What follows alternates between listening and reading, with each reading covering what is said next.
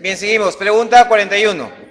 En esta segunda parte vamos a usar mucho de la teoría de la primera parte y repasar algunos tipos de cánceres frecuentes que vamos a ver a diario en las preguntas del examen.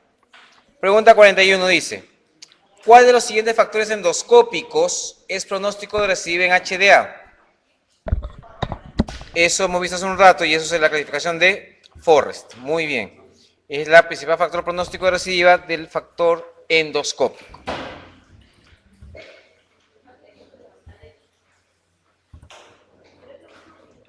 Una mujer de 20 años acude por tener diarreas con moco.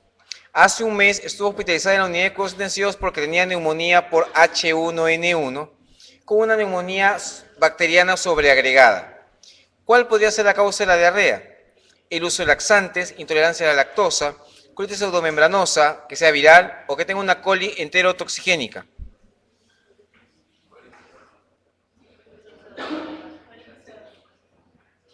Alternativa C. Normalmente, cuando uno piensa en colitis por fármacos, que empiece pues el Clostridium difficile a trabajar, es fármacos, a la cabeza es clindamicina y segundo están cefalosporinas. La razón de esa secuencia es solamente la frecuencia que se usa eso en los hospitales. Pero en teoría cualquier fármaco lo puede ocasionar. Y hay que pensar en Clostridium o en colitis pseudomembranosa hasta un mes después del alta del paciente. Y entonces puede irse tranquilamente y venirle la diarrea después. En relación a la úlcera gástrica, es cierto que, como se dijo hace un rato, la úlcera duodenal, acá la gástrica es común en la edad media de la vida, se incrementa con la edad. Hombre a mujer es 2-1, igual el hombre predomina, pero en las duodenales mucho más. Más común en pacientes de grupo sanguíneo A. El uso de AINES está asociado a 3-4 veces en incremento del riesgo de úlcera gástrica.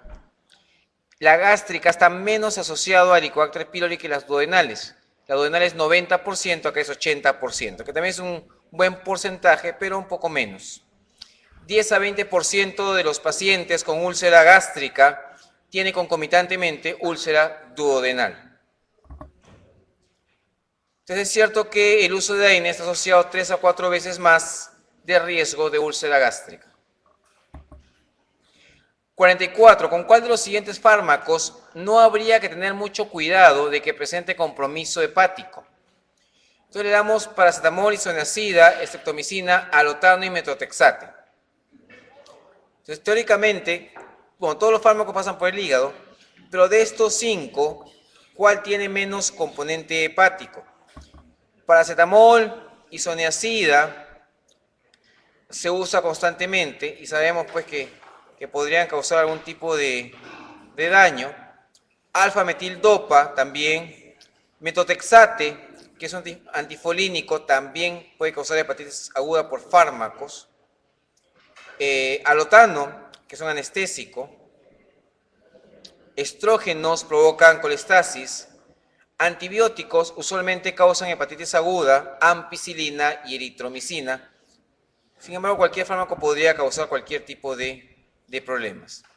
Entonces, en esta pregunta, por ejemplo, estreptomicina es una droga que más ataca riñón o daña más al riñón que al hígado, que no está en estos fármacos que están acá, y habría menos compromiso hepático en alguien que usa estreptomicina, que tendría más compromiso renal. Un paciente con historia de alcoholismo crónico va a la emergencia y le toman sus exámenes, tiene una albúmina en 1.5, un TP en 2, ascitis leve, no tiene encefalopatía, su bilirrubina está en 2.5. ¿Qué puntuación de Child-Pugh tiene el paciente? Tiene 4, tiene 6, tiene 7, tiene 10, tiene 15.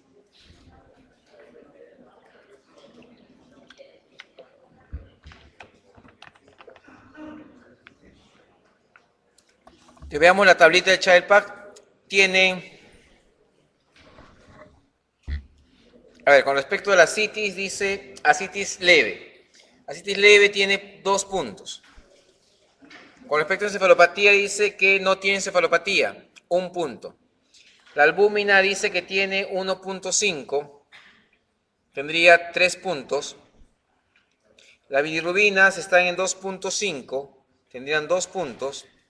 Y el timeprotrombina está en 2, que más bien debería ser un INR. En 2 sería 2 puntos. Entonces tendría 2, 4, 6, 7 y 3, 10 puntos. Sería entonces un child C. Acá esto debería ser INR2. Según la estirpe histológica, el tipo de cáncer gástrico más frecuente es... El más frecuente es... Vamos a ver ahora.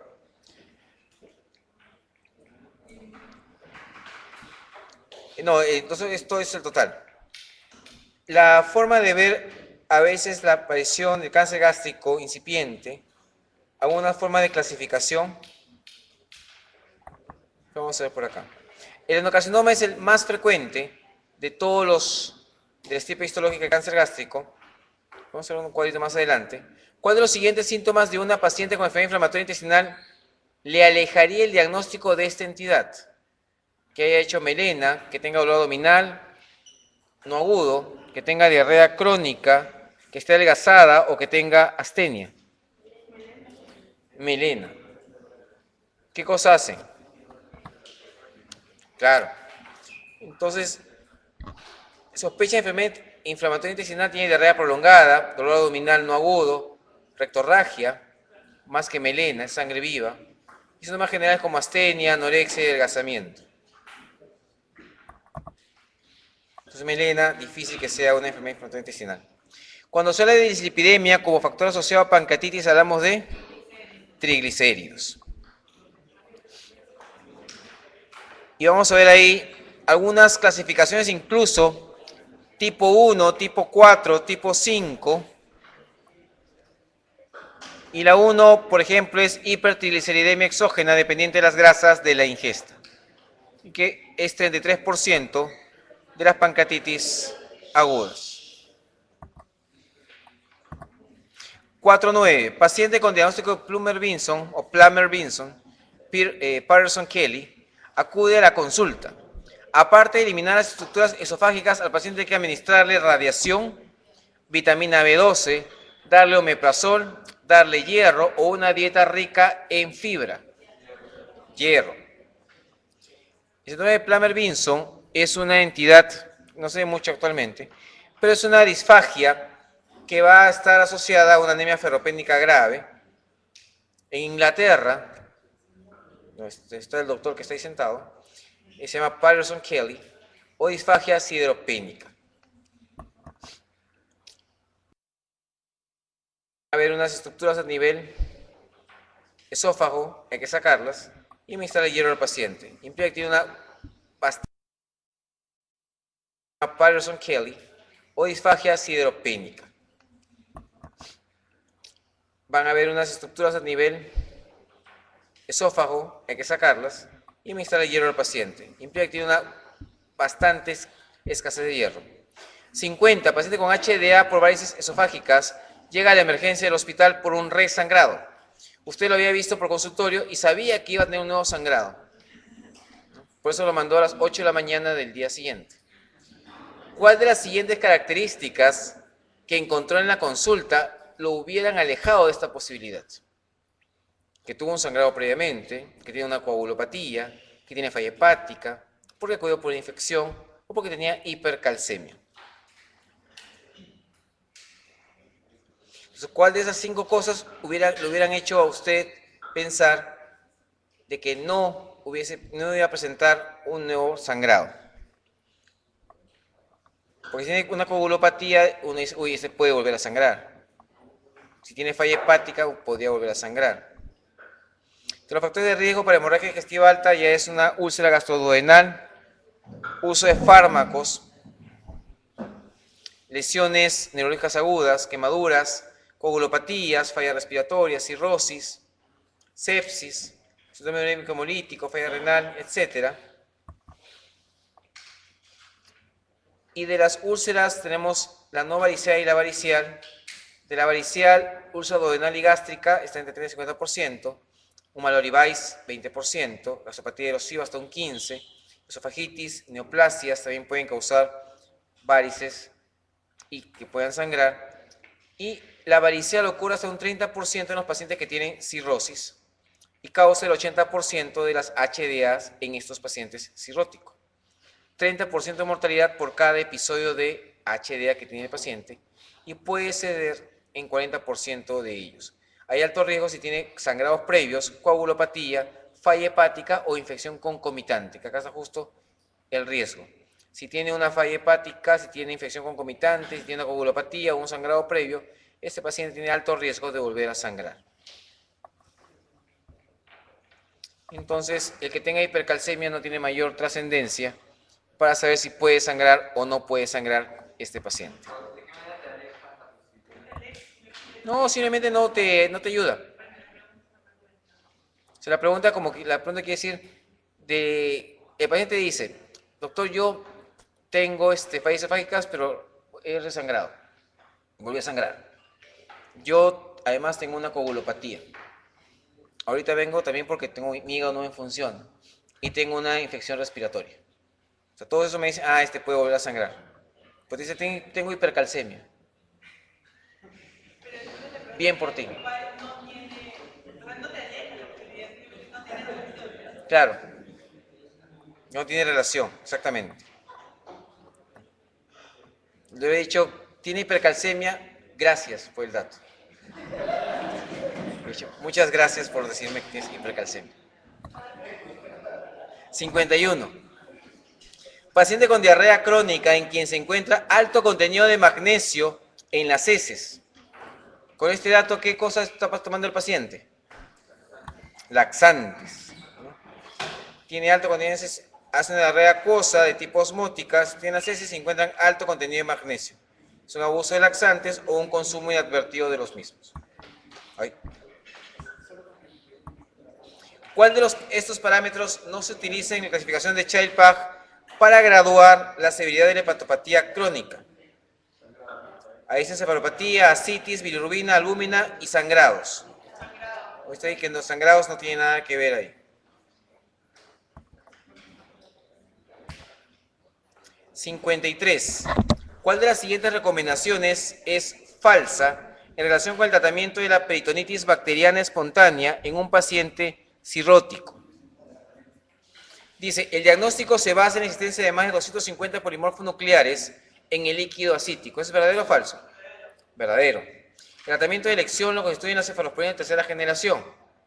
Verdadero. Pueden usar ceftriaxona o cefotaxima. La administración de albúmina intravenosa previene el desarrollo de insuficiencia renal.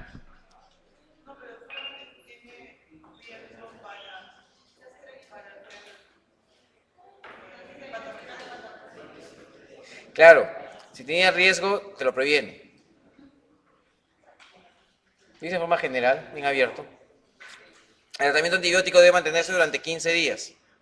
No, eso no es correcto. Una vez resuelta la infección, debe iniciarse el tratamiento profiláctico con norfloxacino. Es correcto. La idea es que el tratamiento antibiótico no debe durar menos de 5 días, siempre que hayan desaparecido los signos y síntomas locales y sistémicos de la infección.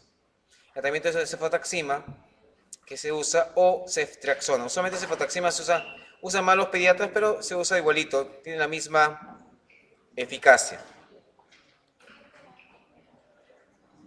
También se le puede dar a algunos pacientes con PB no complicada, sin alteración hemodinámica, pueden dar quinolonas, también puede darse. En teoría 7 días, 10 días máximo. Normalmente cuando damos 14 días de algo, normalmente 14 días es confirmación de tener pseudomonas, por ejemplo. Pseudomonas se da 14 días sí o sí. Staph aureus damos también 14 días sí o sí. Y las BLE de 14 a 21 días, teóricamente. Sí. El resto puede recibir entre 7 y 10 días. El síndrome de Pancoast es usualmente secundario a cáncer de pulmón. El más frecuente que lo causa es el carcinoma epidermoide, el anaplásico de células pequeñas, el adenocarcinoma, el carcinoma plástico de células grandes o el carcinoma tipo Oat cell o el de células en avena. Entonces, Pancoast es un tumor que todo el mundo conoce, que se ubica en el vértice del pulmón y penetra toda la parte del canal neural y redes nerviosas de varias zonas a nivel torácico, a nivel axilar. Y su causa más frecuente es el cáncer del pulmón, especialmente el epidermoide. Causa dolor de hombro irradiado por todo el borde cubital del brazo y puede existir el síndrome de Claude-Bernard-Horner asociado.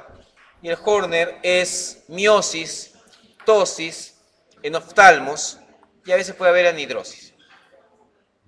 Entonces, el carcinoma epidermoide es el más frecuente de los cánceres pulmonares asociado al síndrome de Pancoast. ¿Cuál de las siguientes características, pregunta 55, o manifestaciones clínicas siguientes no es propia de la gastritis tipo A?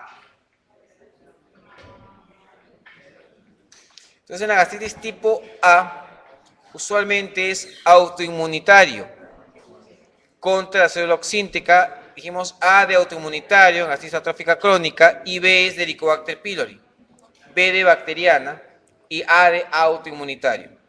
Entonces, de las 5, que no va a tener ninguna asociación con la parte inmunitaria, es la hipercloridria. 56. ¿Cuál de los siguientes fármacos utilizables en el tratamiento de la úlcera péptica debe administrarse con precaución por su potencial abortivo en las mujeres fértiles? De estos, que se usaban mucho para la parte de úlceras, el misoprostol, que se usaba mucho antes, no se utiliza en el embarazo, ya que es un inductor del parto y podría ser un efecto adverso lamentable. 57. De entre las siguientes afirmaciones sobre el carcinoma gástrico precoz, señala el cuadro falso. 5.7. A ver, dice, operado tiene buen pronóstico con supervivencia hasta el 95% de los casos a los 5 años. Eso es cierto, un carcinoma gástrico precoz, eso es cierto. No sobrepasa la submucosa. Es un carcinoma precoz, no llega a la submucosa. No tiene capacidad para producir metástasis ganglionares linfáticas. Teóricamente, si uno habla de cáncer, cualquier cáncer puede producir metástasis por todas partes. Eso sería lo falso. Existe una clara correlación entre la profundidad y la invasión del tumor y la tasa de supervivencia, eso es correcto. La endoscopía permite distinguir varias modalidades morfológicas de esta entidad. Sí, eso es cierto, del carcinoma gástrico precoz. Si el carcinoma gástrico temprano ven el Bormann, que vemos ahí, el Bormann 1 y 2 con límites precisos, el 3 ya es uno más difuso, y el 4 es la rinitis plástica que está invadiendo por toda la extensión de la mucosa gástrica. El carcinoma gástrico temprano está confinado, como ven ahí, a la mucosa o submucosa, baja probabilidad de metástasis ganglionar, pero no la elimina, y pasa a un NM avanzado en 2 o 3 años. 58. Entre los hallazgos paraneoplásicos de los cánceres de pulmón tenemos, excepto, un cáncer de pulmón puede dar hipercalcemia, hipofosfatemia, hiponatremia, hipercalemia y baja de peso.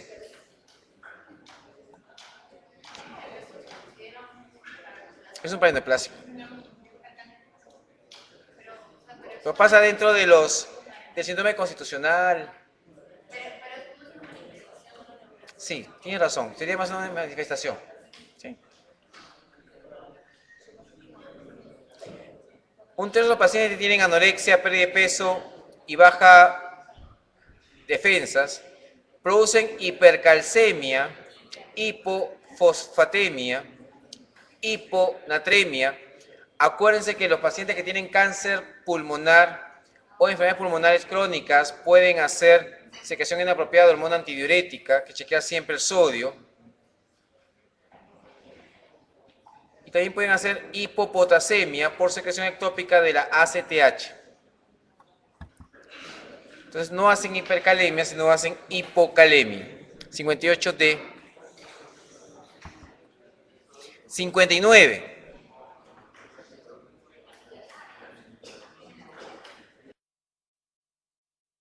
¿En cuál de los siguientes tipos de diarrea el mecanismo de producción es la disminución del tiempo de contacto del quimo intestinal con las paredes intestinales? Entonces, ¿en cuál de estas pasa más rápido? Claro, básicamente esto va a ser por trastorno de motilidad. Tenemos diarreas, por ejemplo, crónicas que no tengan esteatorrea. Hay diarreas osmóticas, secretoras, con trastorno de motilidad inflamatoria. Y la de motilidad me da menor o mayor tiempo de exposición con la mucosa. Causa de hipermotilidad, diarrea crónicas inespecíficas, hipomotilidad, Hirschsprung, donde está el intestino pues sumamente dilatado.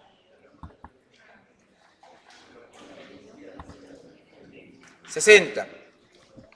Enfermedad de 45 años con historia en los últimos 8 a 10 de diarrea de 6 a 7 posiciones diarias, blandas con restos alimentarios que no flotan en el agua, nocturnas y diurnas, sin ningún otro producto patológico y con flatulencia y distensión abdominal que ceden con la defecación. Pérdida importante de peso sin anorexia, anemia por deficiencia combinada de hierro, vitamina B12 y ácido fólico, que no fue corregida con tratamiento sustitutivo oral, ingresa por cuadro de dolor, parestesias en pantorrillas y dolor con agarrotamiento en dedos de las manos. En la exploración física tiene Chebostec y tiene Trousseau positivo. La TAC y la ecografía abdominal son normales. ¿Cuál de las siguientes pruebas sería la más específica para llegar al diagnóstico etiológico? ¿Qué es lo que tiene la paciente? ¿Qué es lo que no está haciendo? ¿Qué es lo que no está haciendo? ¿Está bien? No está absorbiendo, claro. Tiene un síndrome de malabsorción. Entonces, según lo que me está diciendo ahí, tiene un síndrome de malabsorción y tendría una enfermedad celíaca, la más probable. Entonces, en la enfermedad celíaca tenemos síntomas: fatiga, dolor abdominal, meteorismo, anemia ferropénica. El estreñimiento puede estar en 10%. Hay osteomalacia, osteopenia, osteoporosis. Incluso en ausencia de malabsorción, con el consiguiente incremento de riesgo de fracturas. Según la edad, están las manifestaciones ahí puestas. Y la señora lo que no va a tener es buena absorción, entonces tiene una enfermedad celíaca y hay que determinar anticuerpos antiendomicio IgA. 6.1. En un paciente con anemia microcítica e hipocrómica con hierro sérico y ferritina baja, aumento de la capacidad de fijación de hierro y de la protoporfirina eritrocitaria, con hemoglobina A2 disminuida, tiene un cuadro tiene ferritina baja, tiene un cuadro de anemia ferropénica. Ahora, en relación al leiomioma esofágico, cuando hablamos de tumores esofágicos, hay tumores esofágicos benignos y malignos, obviamente. El leiomioma es el más frecuente de los tumores del esófago y la mayoría se localizan en la mitad inferior del esófago. Es un tumor submucoso que raramente se va a ulcerar, es asintomático, no requiere ningún tratamiento. Si dan disfagia o dan dolor, ahí recién lo van a operar, aunque también pueden hacer electrocauterización, pueden hacer otro tipo de cirugías. Otro tumor que pueden haber ahí en el esófago son los lipomas, el tumor de células granulares o mioblastoma granular, que es el tumor de Abrikosov, que también es cirugía, y el papiloma de células escamosas, que es asintomático y es resección endoscópica. Entonces, es cierto que se ubica en la mitad inferior del esófago. El A es falso porque es tumor benigno, no se ulcera, es asintomático y recibe cirugía no quimioterapia. 63. 6.1 es anemia por deficiencia de hierro. La A, porque dice que la fertilidad está baja. 6.3. Una mujer de 52 años presenta un síndrome anémico sin causa clínicamente aparente. En la analítica se aprecia una hemoglobina de 8.5, volumen corpuscular medio bajo, concentración de hemoglobina media baja. ¿Cuál de las siguientes determinaciones séricas le permitiría orientarse con más seguridad al origen ferropénico de la anemia? La ferritina, que es la prueba que más exacta para ver el depósito de hierro. Señale pregunta 6.4, la afirmación incorrecta respecto a las alteraciones neurológicas de la carencia de la vitamina B12. Dice, puede consistir en una degeneración combinada, salud subaguda de la médula espinal. Eso es correcto. Puede manifestarse como una demencia también. Puede ser una de las formas de comienzo del cuadro carencial. ¿Sí? No siempre responden al tratamiento con B12 parenteral. Eso es relativo, pero sí, normalmente responde. ¿Se acompaña siempre de anemia macrocítica? No, entonces veamos acá. La deficiencia de vitamina B12 siempre tiene manifestaciones neurológicas por la combinación de mielopatía y neuropatía periférica y se queja mucho de parestesias, hiperestesias, debilidad, ataxia, pérdida de memoria, que puede ser lo que presenta los signos clínicos. La parte neurológica frecuentemente es alteración de la sensibilidad vibratoria, que es lo que siempre nos dicen, que nunca lo buscamos. Debilidad muscular, hiper o hiporreflexia, reflejo cutáneo plantar extensor. Puede haber afectación distal de las extremidades, sobre todo la parte inferior. El único corpuscular medio está alto. Y se han observado manifestaciones neurológicas sin alteraciones hematológicas. Se acompaña siempre de anemia macrocítica, no siempre. Entonces, esta sería la incorrecta de las dos. 6.5. El cáncer que aparece sobre la metaplasia intestinal del esófago de Barrett mayormente es un carcinoma epidermoide del esófago, un leiomioma esofágico, adenocarcinoma del esófago, el tumor de células granulares o un mioblastoma granular. Eso sería un adenocarcinoma del esófago.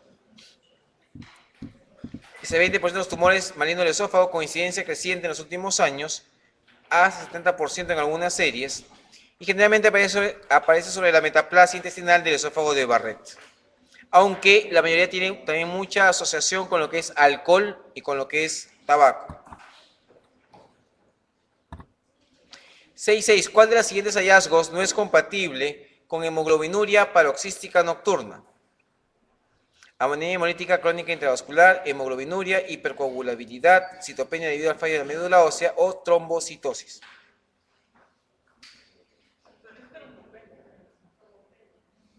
Es trombocitopenia, ¿no? Esto que era anemia hemolítica crónica intravascular, hemoglobinuria, hipercoagulabilidad, citopenias, trombosis, raramente transformación leucémica. Es trombocitopenia más que trombocitosis. Perfecto. 6.7. Una enferma de 20 años que sufre una hemorragia moderada después de una extracción dentaria, se le practica un estudio de hemostasia y se encuentra un tiempo de sangría alargado. ¿En cuál de estos procesos pensaría en primer lugar? Dice pregunta de examen y teórica, que es la única que siempre preguntan. Y acá pensamos en la enfermedad de von Willebrand, donde puede haber plaquetas normales, pero el tiempo de sangría se va a prolongar acá. Hay reducción del factor de von Willebrand.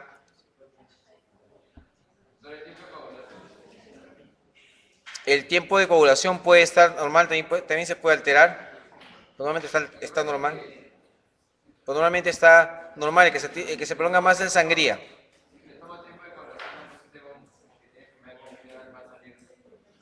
Puede salir normal o ligeramente alterado. Sí.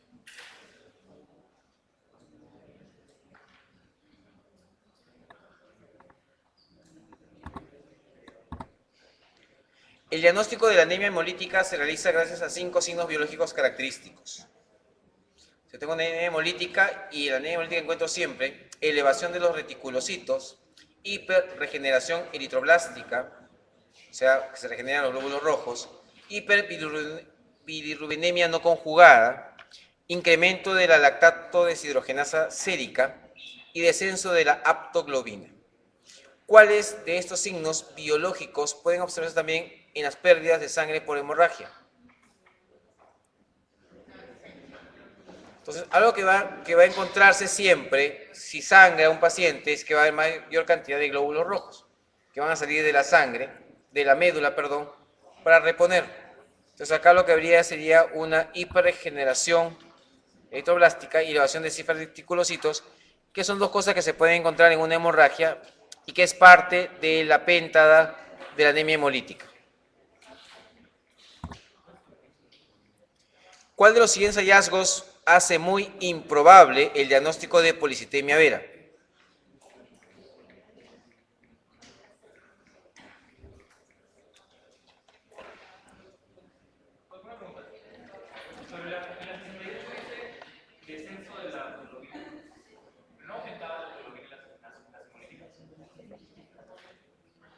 La respuesta es qué cosa se encuentra en una pérdida de sangre, o sea, una hemorragia. Allá.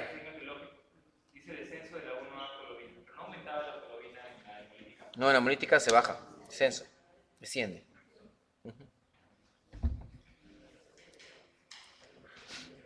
Entonces, en esta pregunta, ¿cuál es de las 5 hace improbable una policitemia vera? Claro, acá la idea es que la fisiopatología de la policitemia vera es que los progenitores eritroides no tienen nada que ver con la eritropoietina.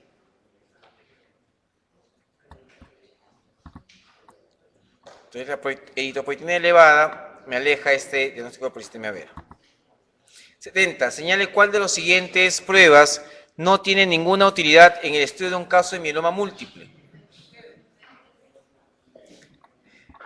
Muy bien. En la mieloma múltiple, obviamente, ya saben ustedes, es un paciente que viene con dolor lumbar, con falla renal. Hay que hacer una determinación de la proteína de Ben-Jones, hacer una inmunofijación para ver la proteína monoclonal, ver cuánto de calcio tiene, viene con hipercalcemia, ver la cantidad de células plasmáticas, más de 10% para hacer diagnóstico de médula ósea, pero no tiene nada que ver el fierro acá. 7.1. Indique qué afirmación de las siguientes sobre la enfermedad de Hodgkin es incorrecta.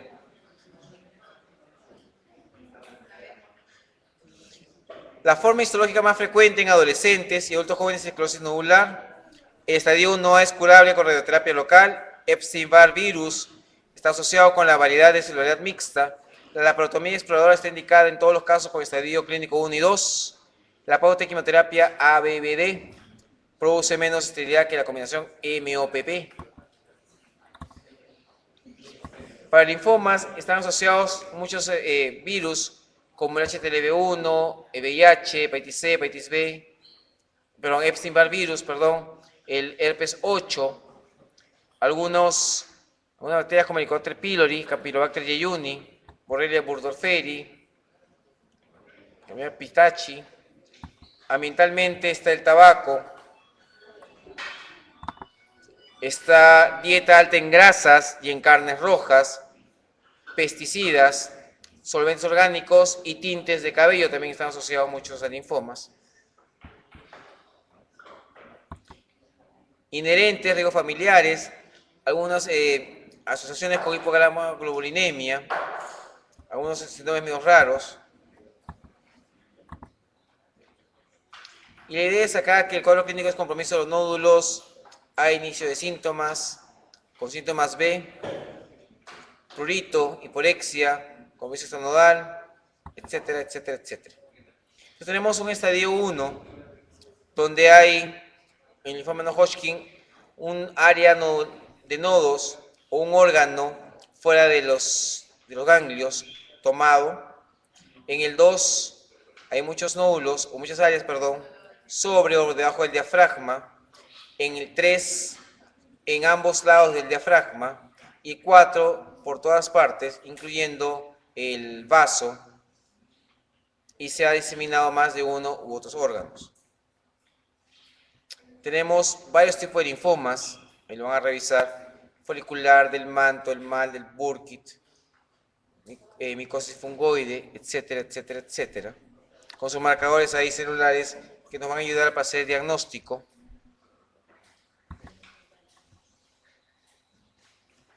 Y en caso de estadio clínico 1 y 2, lo que se hace es quimioterapia, tranquilamente, sin hacer nada de laparotomías para chequear nada.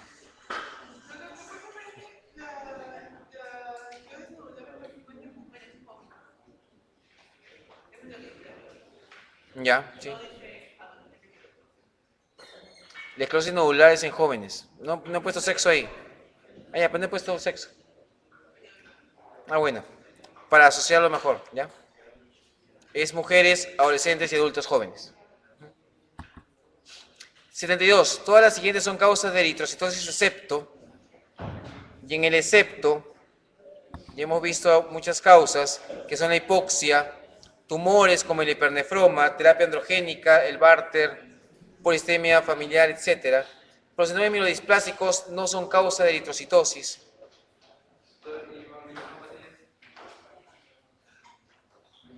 Las hemoglobinopatías con alta afinidad por el oxígeno sí. Porque esa es la idea. Van a existir ese tipo de hemoglobinopatías para poder tener... ¿Cómo se afinidad? Sí. También es causa. Es una pregunta que solamente la han visto en piso alguna vez, los que han rotado por A, o que han visto pacientes con cáncer, que es el famoso ATRA, que es el ácido transretinoico, y eso se usa solamente para mayormente, para una enfermedad, y esa única enfermedad es la leucemia aguda promielocítica. Para lo único que preguntan el ATRA. Leucemia aguda no linfoblástica promielocítica. El tumor gástrico más benigno es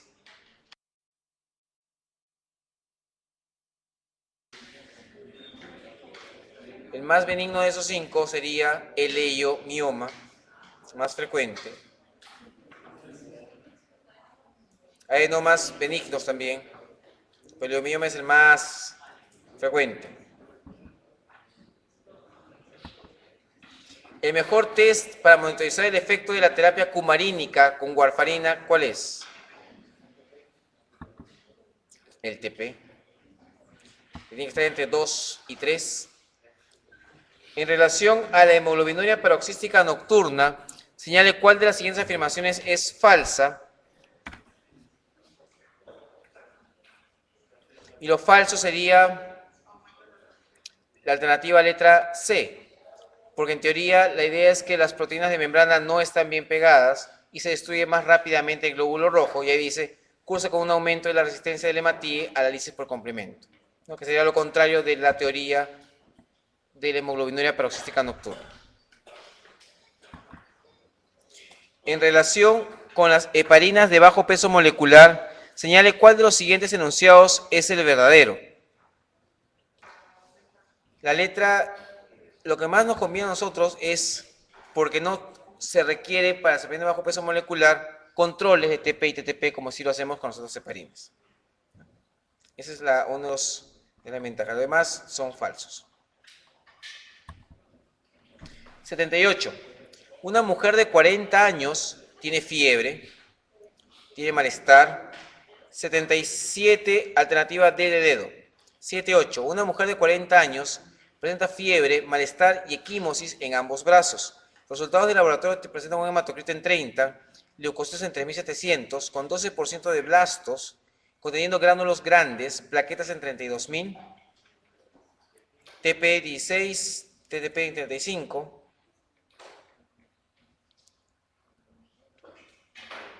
¿Cuál de los siguientes test será consistente con su diagnóstico?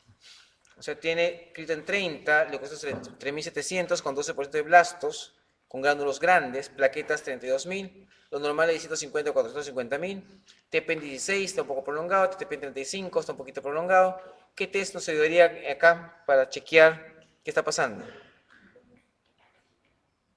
Un test de anticuerpo directo positivo, test de Coombs, un descenso de los niveles de antitrombina 3, niveles de fibrinógeno elevados, actividad del factor 8 del 2%, o un incremento del producto de degradación de la fibrina.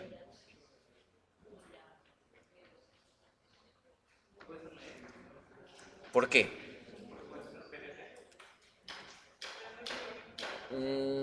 Puede ser la E, pero otra razón. Claro.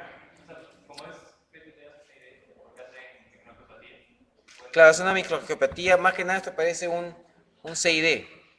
Tiene plaquetas bajas, está prolongando los tiempos de ovulación y sobre todo el enunciado, ¿no? Que tiene fiebre y quimos en ambos brazos. Perfecto. 7.9. ¿Cuál de los siguientes hallazgos semiológicos no es propio del cáncer gástrico? El ganglio de Virchow, el nódulo de la hermana María José, el tumor de Krukenberg, el escudo de Blumer, el signo de Cullen. Solo por eso. Vamos a ver acá. Cuando tenemos adenocarcinoma gástrico, se va a ver extensión. Entonces, por vía linfática van a ganglios intraabdominales y supraclaviculares, eso es Virchow. Adenopatía periumbilical es el nódulo de la hermana María José. Afectación ovárica, eso es Krukenberg. Una masa en el fondo de saco, eso se llama el escudo de Blumer. Una carcinomatosis peritoneal con ascitis maligna. Entonces, lo que más nosotros encontramos siempre es buscamos es Virchow. El que más buscamos es Virchow, pero también hay que buscar, pues, a partir de ahora, al nódulo de la hermana María José. Si es mujer, buscamos Krukenberg, fondo de saco, el escudo de Blumer. 80. Un paciente de 40 años de edad presenta fiebre de 38.5 grados y pérdida de peso superior al 10% en los últimos 6 meses. En la exploración se palpa adenopatía de 2 centímetros en axila derecha que se biopsia y el diagnóstico de dato patológico es enfermedad de Hodgkin tipo celular mixta. En el estudio de extracción se aprecian adenopatías mediastínicas y retroperitoneales. El resto de las exploraciones fueron normales. Según el estadio clínico para clasificación de Ann Arbor, se encuentra el paciente en 2B, 4A, 3B, 4B, 3A. Entonces, el Ann Arbor clasifica en 4 cosas. 1, si hay afectación de una única región ganglionar o de un sitio único u órgano extraganglionar. 2, afectación de 2 o más regiones ganglionares en el mismo lado del diafragma. 3, afectación de regiones linfáticas ganglionares a ambos lados del diafragma. Y la 4, la difusa. A es sin síntomas B y B. Síntomas B son fiebre, sudoración nocturna, pérdida de peso superior al 10% en los últimos 6 meses previos. Entonces, este paciente dice que tiene fiebre, entonces ya tiene fiebre y pérdida de peso es B. Entonces, en la exploración se palpa adenopatía de 2 centímetros en la axila derecha y se aprecian adenopatías mediastínicas y retroperitoneales. O sea, ya está.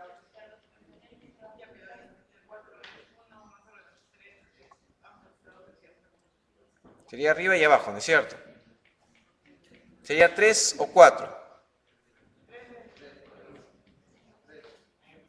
Sería, como tiene ganglios, en ambos lados sería 3B. Está muy bien. Porque en el 4 dice afectación difusa de uno o más órganos extraganglionares. Chicos, ahí nos quedamos. Gracias.